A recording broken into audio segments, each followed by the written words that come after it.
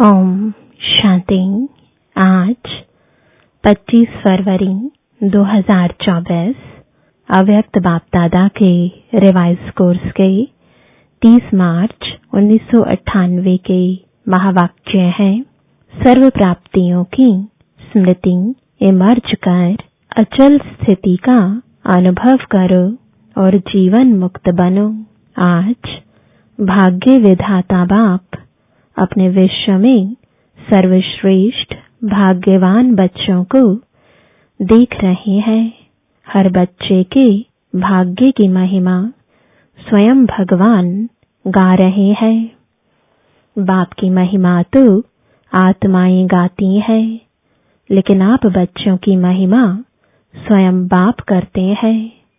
ऐसे कभी स्वप्न में भी सोचा कि हमारा इतना श्रेष्ठ भाग्य बना हुआ है, लेकिन बना हुआ था बन गया।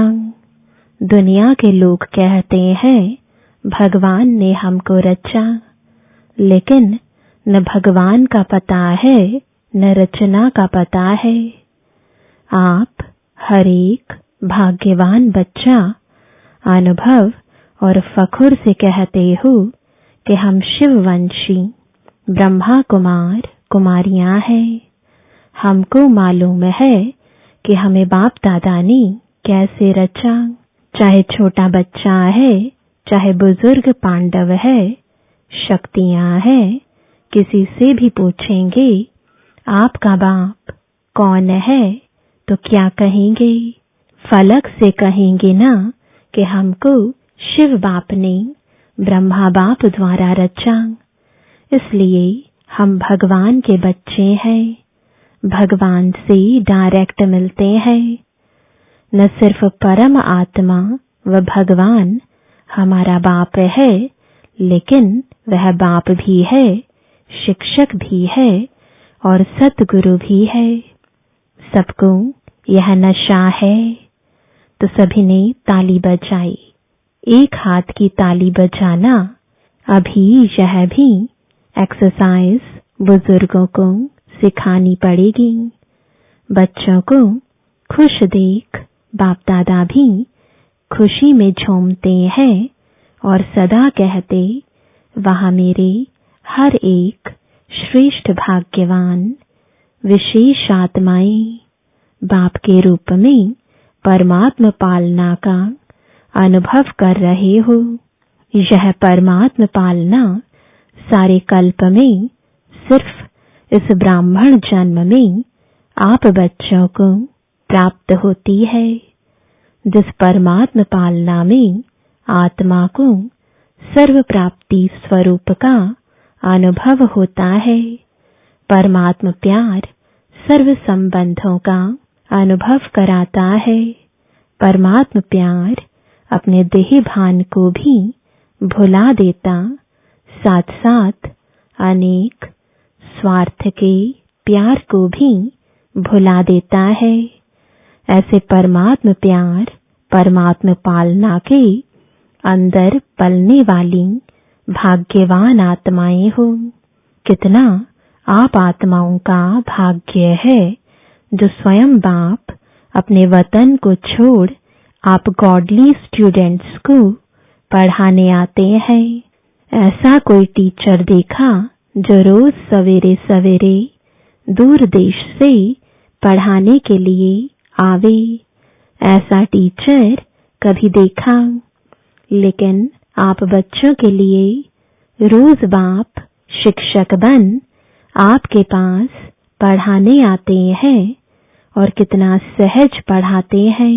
2 शब्दों की पढ़ाई है, आप और बाप।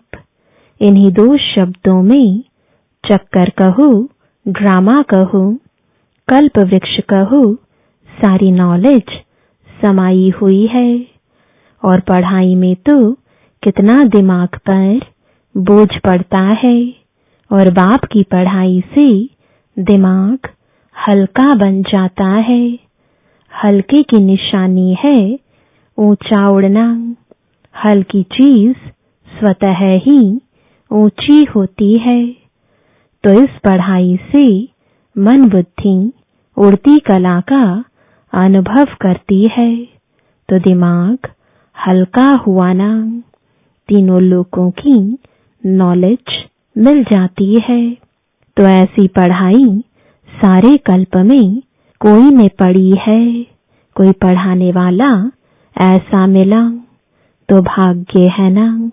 फिर सतगुरु द्वारा श्रीमत ऐसी मिलती है जो सदा के लिए क्या करूं, कैसे चलूं, ऐसे करूं या नहीं करूं, क्या होगा, यह सब क्वेश्चंस समाप्त हो जाते हैं। क्या करूं, कैसे करूं, ऐसे करूं या वैसे करूं, इन सब क्वेश्चंस का एक शब्द में जवाब है फॉलो फादर। साकार कर्म में ब्रह्मा बाप को फॉलो करो, निराकारी स्थिति में अशरीरी बनने में शिव बाप को फॉलो करो। दोनों बाप और दादा को फॉलो करना अर्थात क्वेश्चन मार्क समाप्त होना व श्रीमत पर चलना। यह मुश्किल है, पूछने की आवश्यकता पड़ती है क्या? कॉपी करना है, अपना दिमाग नहीं चलाना है। बाप समान बनना अर्थात फॉलो फादर करना मुश्किल है या सहज है? सहज है ना। 30 साल वाले हाथ उठाओ। अच्छा, 30 साल में मुश्किल लगा या सहज है? अभी देखो 30 साल वालों को भी सहज लगा तो आप जो पीछे पीछे आए उन्हों के लिए मुश्किल है या सहज है? सहज है ना। ब्रैकेट में गर्मी के कारण सभी के हाथों में रंग बिरंगी पंखे हैं जो हिला रहे हैं।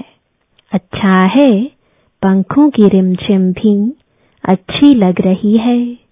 सीन अच्छी है, नवीनता होनी चाहिए ना।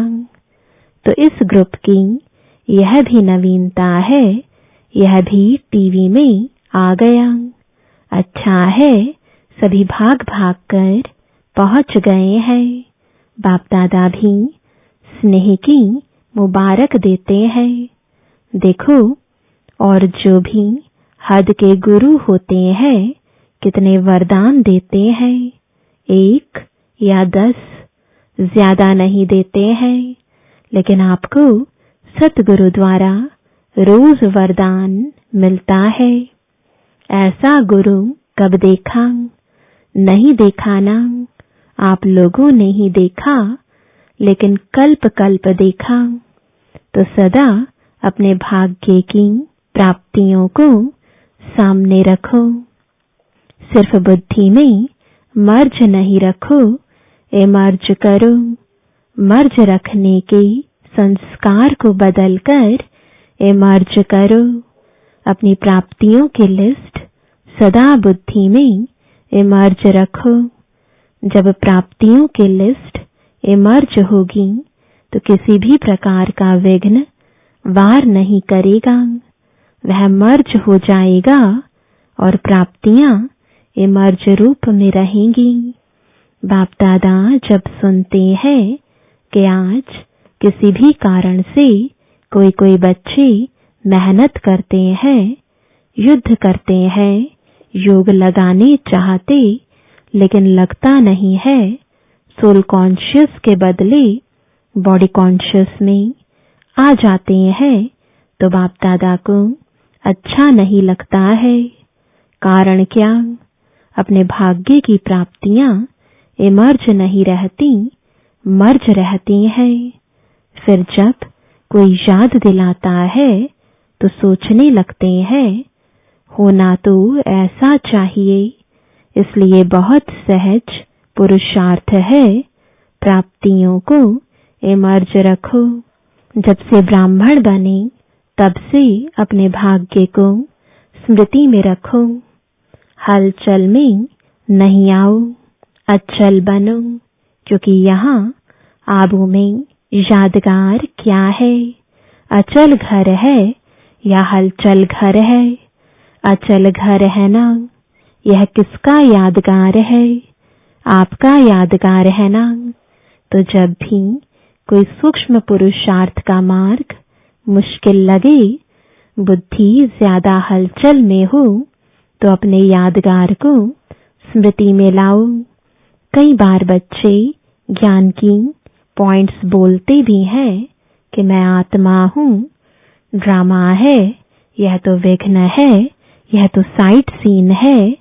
बोलते भी रहते लेकिन हिलते भी रहते, हिलते हिलते बोलते रहते। जब ऐसी बुद्धि बन जाए जो अचल नहीं हो सके, तो मधुबन का अचल घर याद रखो। यह तो स्थूल चीज है ना, सूक्ष्म तो नहीं है, आंखों से देखने की चीज है। मेरा यादगार अचल घर है, हलचल घर नहीं है। क्योंकि बाप दादा इस वर्ष को सर्व बच्चों के प्रति मुक्ति वर्ष मनाना चाहते हैं।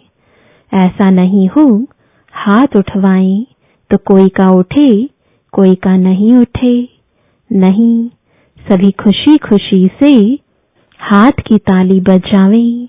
सभी बजाने लगे।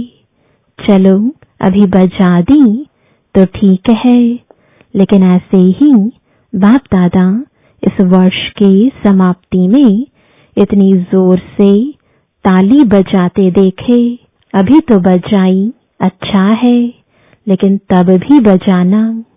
बजाएंगे, देखो हाथ की ताली बजा के तो खुश कर दिया, लेकिन बाप दादा नए वर्ष में जो अपना 18 जनवरी विशेष ब्रह्मा बाप के शरीर से मुक्त होने का दिन है, तो 18 जनवरी में बाप दादा फिर हाथ उठवाएगा कि मुक्ति वर्ष मनाया या सिर्फ सोचा। मनाना है, मनाना है, सोचते तो नहीं रह गए। स्वरूप में लाया, वह सोचते सोचते लास्ट में भी सोचते रहेंगे। यह रिजल्ट बाप दादा देखने चाहते हैं, दिखाएंगे। अच्छा, याद रहेगा ना? प्राप्तियों को सामने रखो। बाप की याद के साथ बाप ने जो दिया वह भी इमर्ज करो। क्या बनाया और क्या मिला? बाप दादा इस वर्ष के बाद हर बच्चे को जीवन मुक्त स्थिति में देखेंगे। भविष्य में जीवन मुक्त होंगे, लेकिन संस्कार जीवन मुक्त के अभी से ही इमर्ज करने हैं। और निरंतर कर्मयोगी, निरंतर सहज योगी, निरंतर मुक्त आत्मा के संस्कार अभी से अनुभव में लाओ। क्यों? बाप दादा ने पहले भी इशारा दिया है कि समय का परिवर्तन आप विश्व परिवर्तक आत्माओं के लिए इंतजार कर रहा है। प्रकृति आप प्रकृतिपति आत्माओं का विजय का हार लेके आह्वान कर रही है। समय विजय का घंटा बजाने के लिए आप भविष्य राज्य अधिकारी आत्माओं को देख रहे हैं कि कब घंटा बजाएं। भक्त आत्माएं वह दिन सदा याद कर रही हैं कि कब हमारे पूज्य देव आत्माएं हमारे ऊपर प्रसन्न हो, हमें मुक्ति का वरदान देंगी। दुखी आत्माएं पुकार रही हैं कि कब दुख हरता सुख करता आत्माएं प्रत्यक्ष होंगी। इसलिए यह सब आपके लिए इंतजार व आह्वान कर रहे हैं। इसलिए ही रहमदिल विश्व कल्याणकारी आत्माएं अभी इन्हों के इंतजार को समाप्त करो। आपके लिए सब रुके हैं। आप सब मुक्त हो जाओ तो सर्व आत्माएं प्रकृति भगत मुक्त हो जाए। तो मुक्त बनो, मुक्ति का दान देने वाले मास्टर दाता बनो। अभी विश्व परिवर्तन की जिम्मेवारी के ताजधारी आत्माएं बनो। जिम्मेवार होना, बाप के साथ मददगार हो। क्या आपको रहम नहीं आता? दिल में दुख के विलाप महसूस नहीं होते? हे विश्व परिवर्तक आत्माएं, अभी अपने जिम्मेवारी की ताजपोशी मनाओ। बाप दादा ने पहले भी कहा, 100 हिमालय जितने बड़े से बड़े विघ्न भी आ जाएं तो भी हटेंगे नहीं, हार नहीं खाएंगे। ताजपोशी मुक्तिवर्ष अवश्य मनाएंगे। बाप दादा रोज चार्ट देखेगा।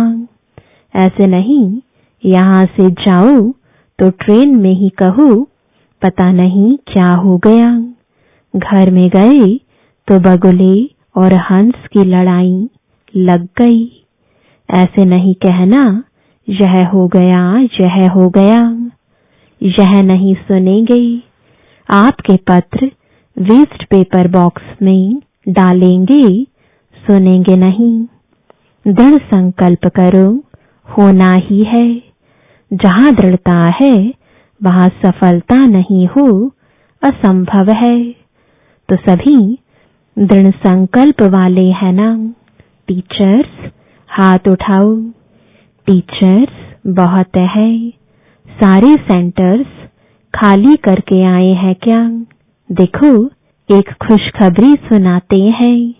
बाप दादा ने देखा, अभी देखा है, सुना है कि सर्व मधुबन वालों ने अपने परिवर्तन का लक्ष्य बहुत अच्छा रखा है।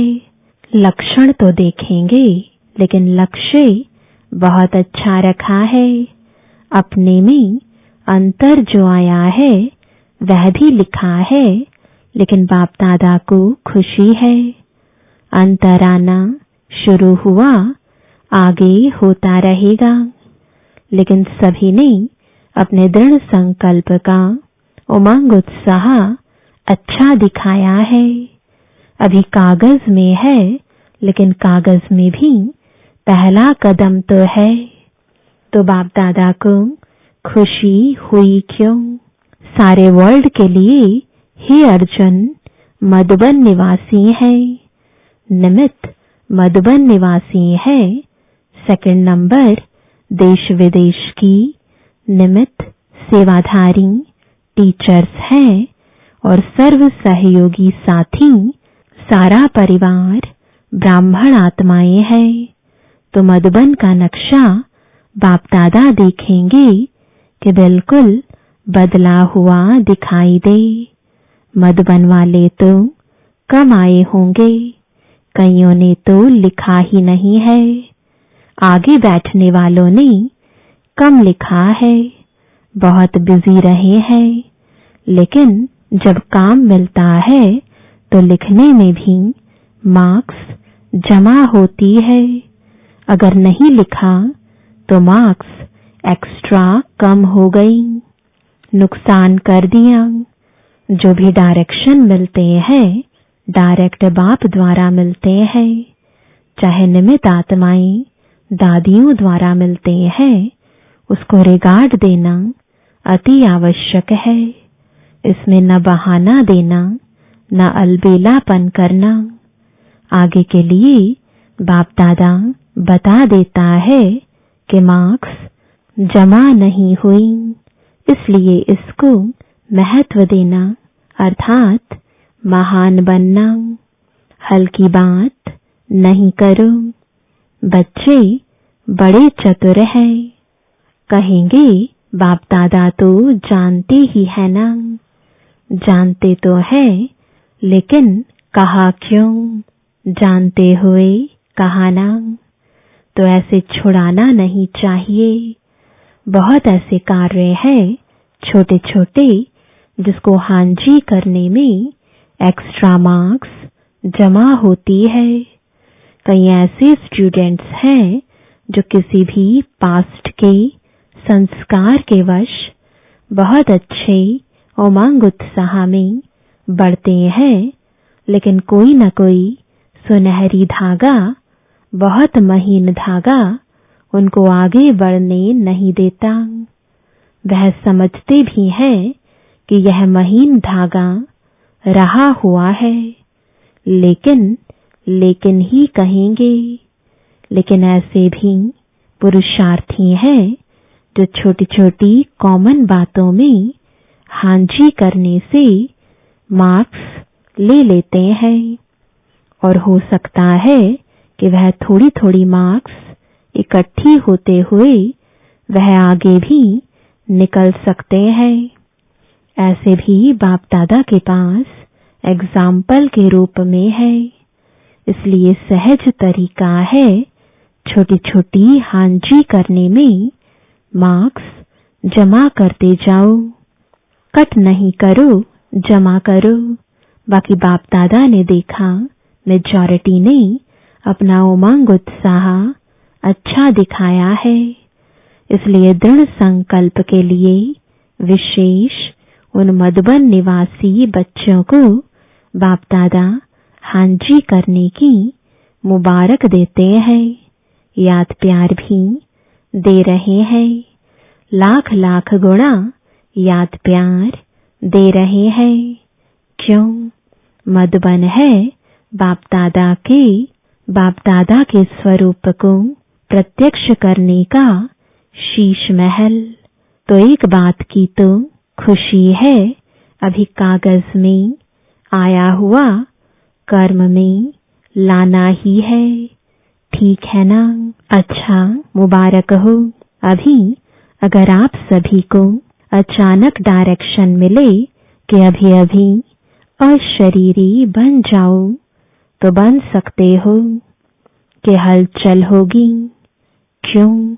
लास्ट समय का यही अभ्यास पास विद ऑनर बनाएगा। तो अभी बाप दादा भी कहते हैं, एक सेकंड में सब बातों को किनारे कर अशरीरी भव। तो बाबा ने ड्रिल कराई।